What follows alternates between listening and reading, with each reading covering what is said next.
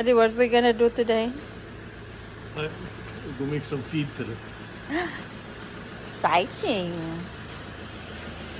We're gonna make feeds today. So look all this. What is this, Auntie Sonia? What is this?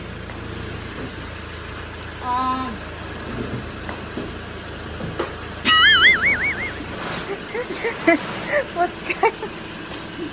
She forgot the name, guys. Tuna. Tuna. Good, is that already? That's ready for it? Oh. That is tuna. We're gonna make some feed. This is different than the other one, right?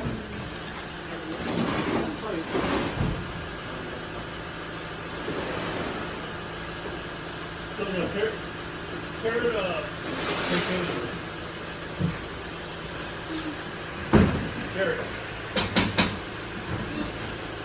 Zero to potato.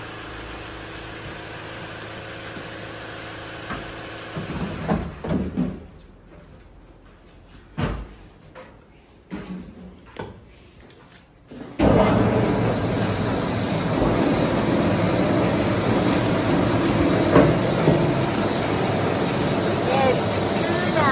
Look, it's nice already.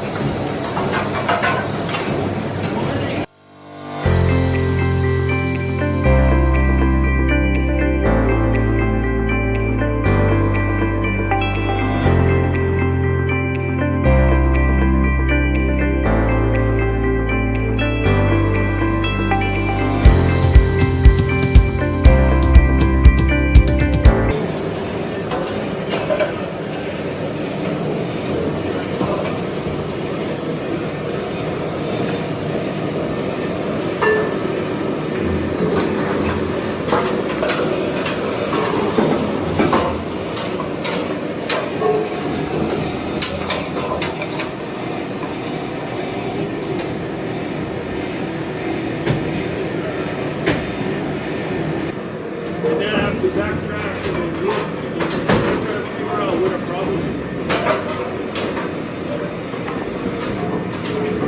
We need to get a machine that's 40. We tried to get it under DOI. But now everyone's going to put in their budget. Because I'm telling you, we can make feed. We don't know what the possible analysis. We don't know the protein, lipids, until we take the feed sample and then we send it over analysis to the state to take a month. Then again, later. But it's not the same thing. Get the samples out, the analysis back, or get the money.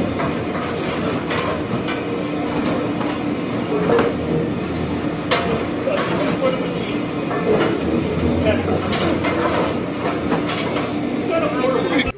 Fish oil is in the air, and then you skin and you can smell like fish. Yeah, that's why she's staying away a little bit.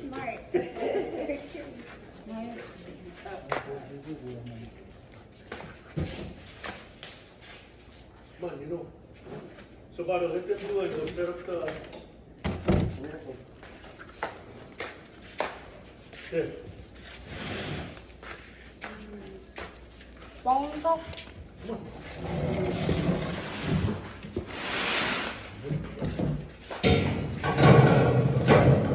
Don't put it in, just put it up.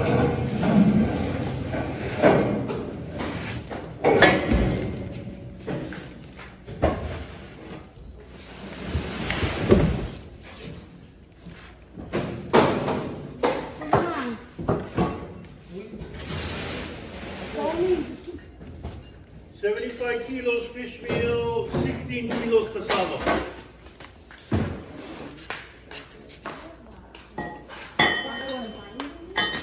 That's what we use here. Ideally, we like to use cornmeal or wheat gluten, but it's so expensive. So we formulated, we played with breadfruit, swamp taro here. You know, everybody wants us to use local, but for them to process the ingredients, type of material that we can use cost too much. You know, breadfruit like this is what, $4? Here? Yeah, sometimes $5. Yeah. How much breadfruit here? $5? 2, 5. What? 2 or 5.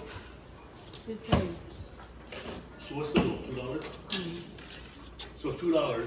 Then you have to clean it, dry it, and make it into a powder form. So we tried it in a small scale, where we made drying racks, dried it, and then ground it up and made it. You know, it all works, but it's just a matter of the pricing it as the ingredient. So we ended up with cassava, because we just bring it in by the container load from Vietnam. Okay, while they're mixing up the ingredients, this is a semi-moist pellet machine. Okay, this is not a dry pellet machine. So the feed that comes out of this has about 30% moisture in it. So this one has to go into the freezer. Any excess has to go in the freezer. We can't put it in, we can't store it, you know, like chicken feed or pig feed. But this one over here is another machine.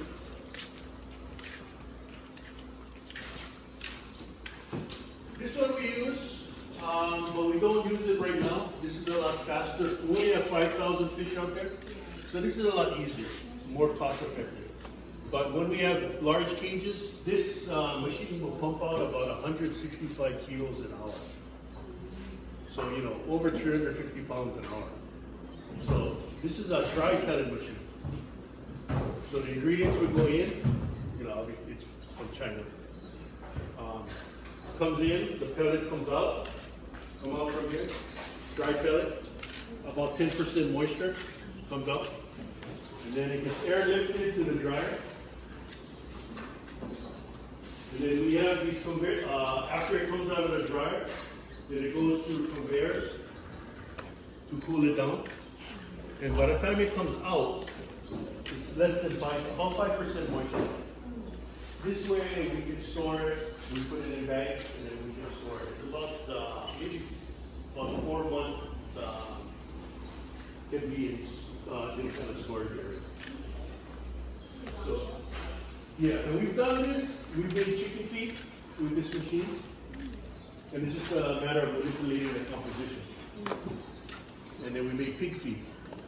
There's a lot of interest. There was interest. I don't know what the interest is now, but pre-pandemic. A lot of interest in Pidb. Pidb is a lot of big industry, right? Right now, I think they buy fish meal from Pidb. And maybe they mix it with breadfruit or some other. Locally here, corn. But that's expensive. So what people do here, the pig, is that they use a cooker. And they just feed it. And I tell you, you need to bring more protein to the level. So that's fish meal. So what we've done in the past is we made pig, we got it all. So we have fish meal, we use a cooker, we use a vinegar, and we kill it. But you know, the industry here is not too big. It's mostly household and they see, you know, the household. So we don't really want to buy it. That's a possibility, but we've never gotten to that point. Pidb is one of our target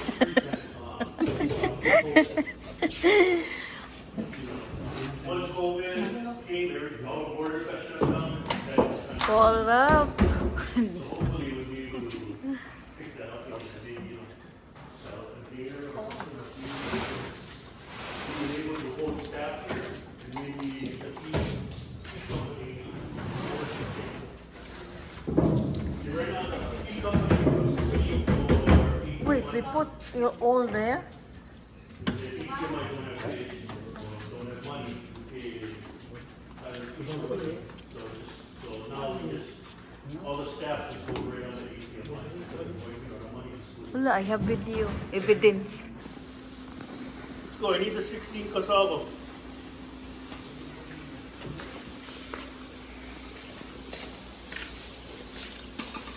So you know what's funny here is that you guys don't don't use cassava for flour, right? No. That's why I don't understand why. It's a good, they can make pancakes every day for breakfast. We have cassava by the 100-pound bag. I use cassava one for my tofu. Inola, we call it. Go ahead.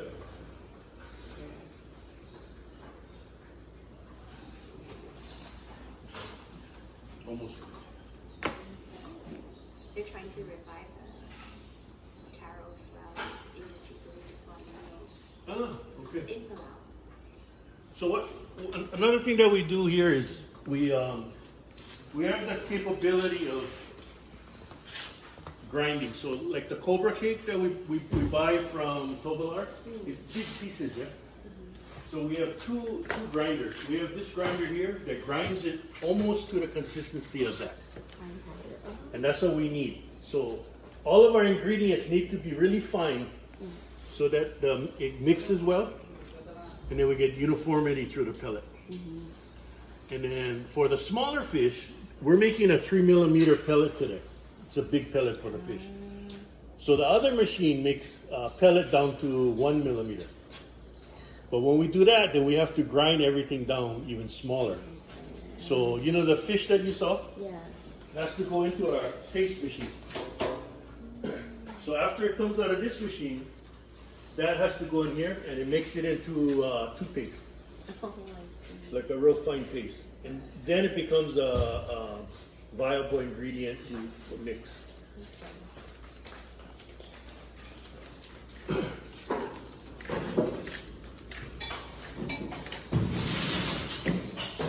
Gate closer. Yeah. Okay, let's go.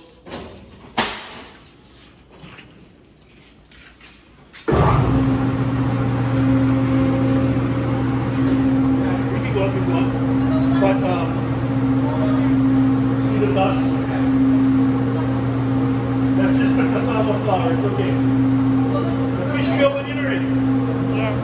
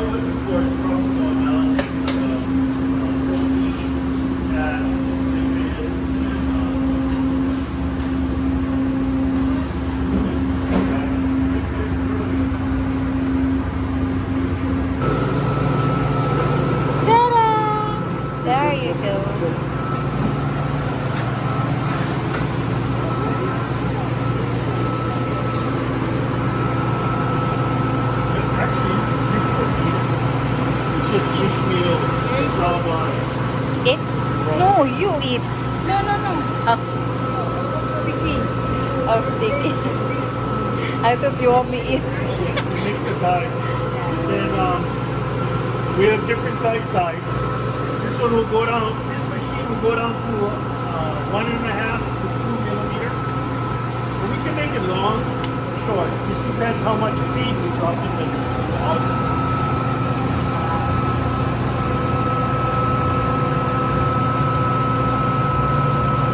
Can you see your finger? You can just get this. I have chicken and I have that is the one. Yeah.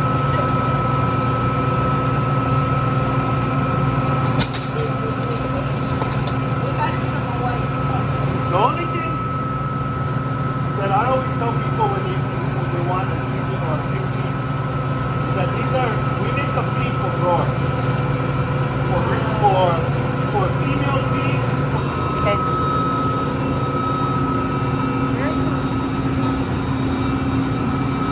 doing a water test. We want to make sure the binder's working. If the binder's not working, we have to put this back into the machine and get it a little warmer. Because cassava reacts to heat, yeah? So there's not, the feed is not hot enough. The binder's not going to work. If the binder doesn't work, we can make a nice pellet, but as soon as you put it in the water, it'll fall apart.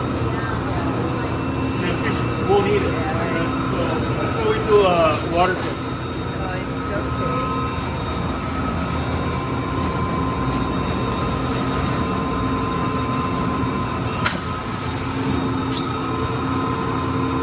Still not dry. The machine is screaming. You hear the machine?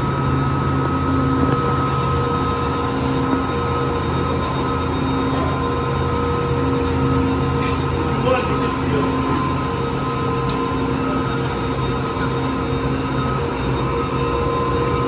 That's the last one.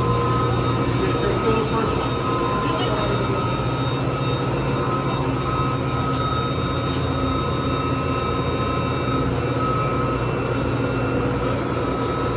Yeah, binder is working perfect. We don't want it to get too hot. We don't want it. This is okay. It's a little warm now, but not as warm as that. Yeah. So it's okay.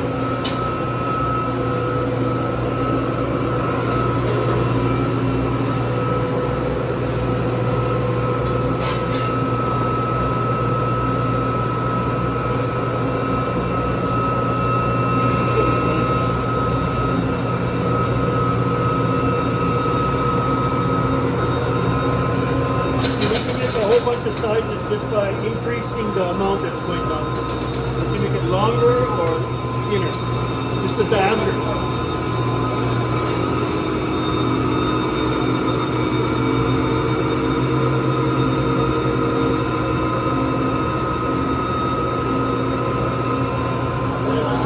I made it bigger. I opened the gate a little bit and it makes it longer.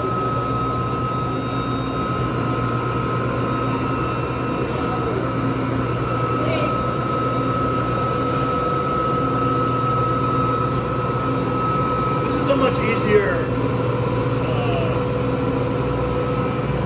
for us here. This would be the most economical way. Even if we gotta do it in little cold storage, this would be easy. Because of where we got, for us to store that. This one you can see. This is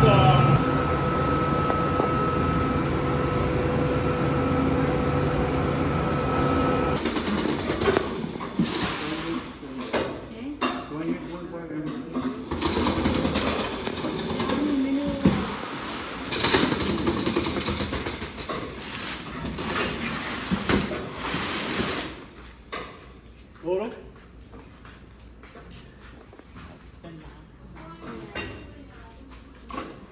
Toro. Toro.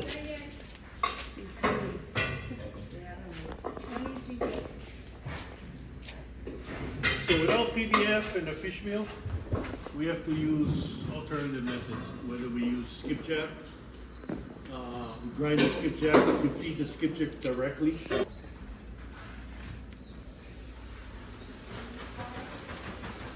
55.